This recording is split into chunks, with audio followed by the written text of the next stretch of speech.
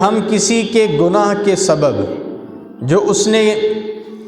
لڑکپن میں یا جوانی میں یا عمر کے کسی حصے میں کیے ہوتے ہیں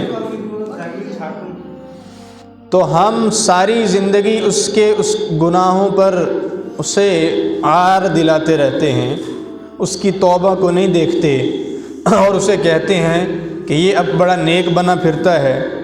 یہ اب بڑا نمازی بنا پھرتا ہے، اس کی جوانی ہمیں معلوم ہے، اس کا لڑکپن ہمیں معلوم ہے، یہ ایسے کیا کرتا تھا، یہ ادھر جایا کرتا تھا، فلاں فلاں اس کے کسب تھے اور اعمال تھے۔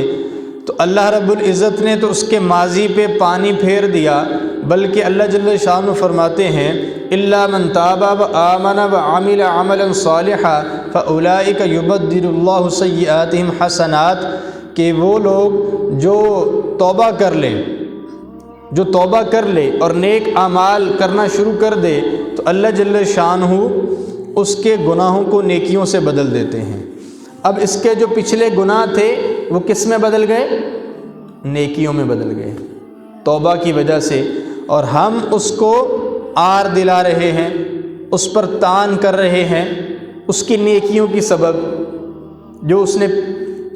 پہلے گناہ کیے تھے نیکیوں میں بدل گئے۔ تو اللہ رب العزت نے تو اسے معاف کر دیے، ہم نے معافی نہیں دی، کیوں انسان کے کاغذوں میں معافی نہیں ہے۔ ایک عابد عبادت گزار بنی اسرائیل کا، اس کو بادشاہ نے اپنے پاس بلایا اور کہا کہ تو بڑا عابد ہے، بڑا عبادت گزار ہے، تو ہمارے محل میں ٹھہر جا۔ تو اس عابد نے کہا کہ اچھا بادشاہ سلامت، اگر میں آپ کے محل میں ٹھہر جاؤں اور کسی دن آپ کی باندی کے ساتھ آپ مجھے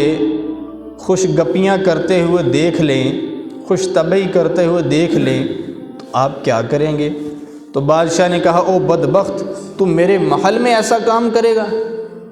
تو عابد نے کہا کہ بادشاہ سلامت، میرا رب کتنا کریم ہے کہ دن میں 70 بار بھی اگر اپنے بندے کے گناہ کو دیکھتا ہے تو اس سے درگزر کرتا ہے، اور اگر وہ توبہ کر لے تو اس کے گناہوں کو معاف کر دیتا ہے، اور آپ ابھی سے غصے میں آ رہے ہیں جب کہ میں نے گناہ کیا بھی نہیں۔ تو اللہ رب العزت کے کاغذوں میں تو معافی ہے، بندہ معاف کرنے کے لیے تیار نہیں ہوتا۔